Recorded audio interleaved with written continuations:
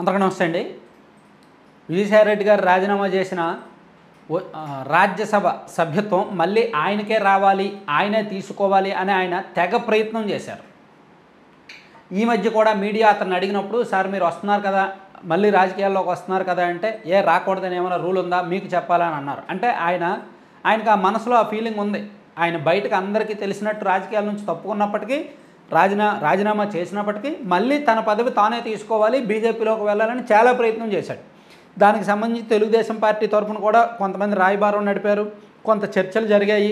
కొన్ని అగ్రిగోల్డ్ ల్యాండ్స్కి సంబంధించి ఆయన ఏదో కొంత చెప్పాడు. అంటే ఆయన హోల్డ్లో కొన్ని ఉన్నాయంట, ఆయన కంట్రోల్లో ఈ భూముల వ్యవహారాలు కొంత డీల్ చేయడానికో సెట్ చేయడానికో ఏదో మొత్తానికి మాట్లాడారు. కానీ ఏది సెట్ అవ్వాల, ఏది కూడా సెట్ అవ్వలేదు, డీల్ ఫైనల్ అవ్వలేదు. మరోవైపు బీజేపీకి కూడా అతనికంటే బెస్ట్ ఆప్షన్స్ చాలా దొరికాయి.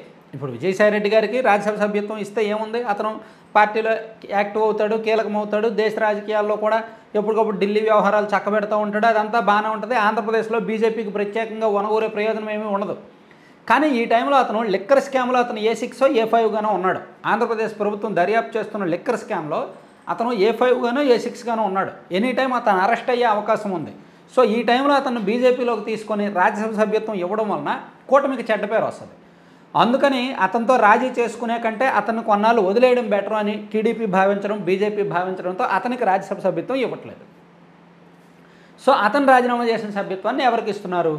3 ఆప్షన్స్ ఉన్నాయి వీళ్ళ దగ్గర. మందకృష్ణ మాదిగ గారు తెర మీదకి వచ్చారు నిన్న సాయంత్రం. ఆయన కూడా ఢిల్లీ వెళ్ళి చంద్రబాబు గారిని కలిసి, అమిత్ షా గారిని కలిసి తన 30 ఏళ్ళ నుంచి తను చేస్తున్న పోరాటము, తనకు ఉన్న పేరు ప్రఖ్యాతులు ఇవన్నీ కూడా ఆయన చెప్పుకొచ్చారు. సో ఇటీవల ఎస్సీ వర్గీకరణ మీద కూడా పాజిటివ్గా రెస్పాన్స్ ఉంది కాబట్టి కేంద్రం స్థాయిలో కేంద్రం, రాష్ట్ర స్థాయిలో రాష్ట్రాలు చేస్తున్నాయి కాబట్టి ఆ క్రెడిట్ మందకృష్ణ మాదిగ గారికి చాలా వరకు దక్కుద్ది. కాబట్టి ఆ క్రెడిట్ ఆ కమ్యూనిటీలో వాళ్ళకు ఉపయోగపడాలి అంటే అతనికి రాజకీయంగా పదవి ఇస్తే బాగుంటుందని చంద్రబాబు గారు ఆలోచించడం, మందకృష్ణ మాదిగ గారు దానికి ప్రయత్నం చేయడం, ఆయన్ని తీసుకొని అమిత్ షా గారి దగ్గరికి వెళ్ళడం ఇవన్నీ జరిగాయి. అఫ్కోర్స్ ఆయనకు బీజేపీ ఖాతాలో ఇచ్చినప్పటికీ ఆయన టీడీపీకి, చంద్రబాబు గారికి సన్నిహితుడు. మొదటి నుంచి ఆయన చంద్రబాబు గారికి సన్నిహితుడు. ఈవెన్ ఆయన టీడీపీ ఖాతాలో, బీజేపీ ఖాతాలో ఉన్నా సరే టీడీపీ మెంబర్గానే ఉంటాడు ఆయన. First option. ఇక second option Annamalai. Tamil Nadu BJP రాష్ట్ర అధ్యక్షుడిగా పనిచేసిన అన్నామలై మీడియాలో బాగా తెలిసిన వ్యక్తి. తమిళనాడులో బీజేపీని కాస్త బీజేపీకి ఓట్ బ్యాంక్ పెరగడంలో తన వంతుగా తను చాలా ప్రయత్నం చేసిన వ్యక్తి. సోషల్ మీడియాలో చాలామందికి తెలుసు. అక్కడ పార్టీ క్యాడర్ను కూడా కాపాడిన వ్యక్తి. స్టాలిన్ మీద ఒంటికాల మీద లేసే వ్యక్తి. సో ఇతన్ని రాజ్యసభకు నామినేట్ చేస్తే బాగుంటుంది, ఎలాగో వచ్చే ఎన్నికలు ఉన్నాయి కాబట్టి నెక్స్ట్ ఇయర్ కొంతమేరకు ఇతను ఉపయోగపడతాడు అనేది పార్టీ ఆలోచన. అదొక ఆలోచన చేస్తున్నారు. ఇక థర్డ్ ఆప్షను స్మృతి ఇరానీ గారు. గతంలో కేంద్ర మంత్రిగా పనిచేశారు. సో ఈమెను కూడా రాజ్యసభకు నామినేట్ చేయాలని ఎప్పటి నుంచో ఒక ప్రపోజల్ ఉంది.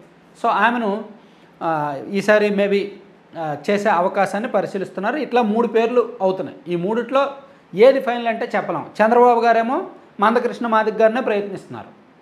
మందకృష్ణ మాదిగకు పదవి ఇస్తే బాగుంటుంది, తెలుగు రాష్ట్రాలకు ఉపయోగపడుతుంది, తెలుగు రాష్ట్రాల్లో బీజేపీకి కూడా ఈ కూటమిగా ఉన్న ఎన్డీఏకి ఉపయోగపడుతుంది. ఏదైతే ఈ రిజర్వేషన్స్ వచ్చాయో, ఎస్సీ వర్గీకరణ జరిగిందో దానికి సంబంధించి అతనికి పదవి ఇవ్వడం వలన ఇంకొంచెం మార్కెట్లో అంటే పొలిటికల్గా ఇమేజ్ పెరుగుద్దని చంద్రబాబు గారి వ్యూహం అనమాట ఇది. సో మరి ఒకవేళ మందకృష్ణ మాదిగ గారికి ఇస్తే వాళ్ళు దాన్ని వాడుకుంటారు. లేదా అతనికి కాకుండా అన్నామలైకి ఇచ్చినా, లేదంటే స్మృతి ఇరానీ వీళ్ళకి ఇచ్చినా సరే పెద్దగా రాష్ట్రానికి వనగూరే ప్రయోజనం అయితే ఏమీ ఉండదు. బీజేపీకి కానీ టీడీపీకి కానీ వచ్చే ప్రయోజనాలు అయితే ఏమీ ఉండవు.